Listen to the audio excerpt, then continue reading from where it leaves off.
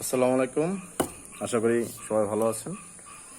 আজকে আমরা যে বিষয় নিয়ে কথা বলবো সেটা হচ্ছে সাকিব আল হাসান।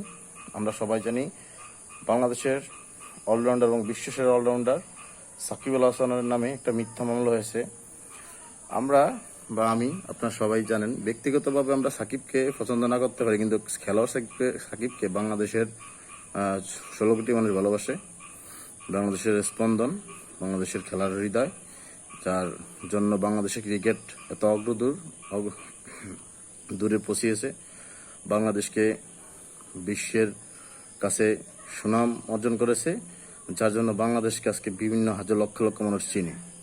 তো সেই সাকিব আল হাসানের আজকে বিপদ, এবং সাকিব আল হাসানের নামে একটি মিথ্যা মামলা করা হয়েছে। এই জন্য আমরা আশা করব সাকিব আল হাসানকে এই মিথ্যা মামলা থেকে প্রত্যাহার করবে, এটাই আমি জানাচ্ছি। আসসালামু আলাইকুম।